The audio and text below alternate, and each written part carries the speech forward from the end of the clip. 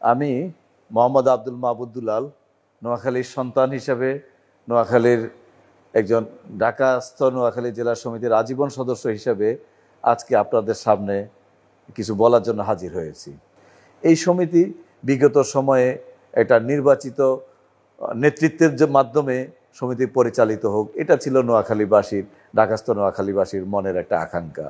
বেলাল দুলাল পরিষদ, M A খান বেলাল এবং মোহাম্মদ আব্দুল মাহবুব দুলাল পরিষদ প্রার্থী হিসাবে আমাদের প্যানেলের সমস্ত যোগ্যতা দক্ষতা দিয়ে আমাদের প্যানেলকে আমরা এমনভাবে সাজিয়েছি, নোয়াখালীর প্রতিটি থানা, প্রতিটা ইউনিয়ন এটা যেটা সুসমন্বিতভাবে সকল উপজেলাকে প্রতিনিধিত্ব করতে পারে।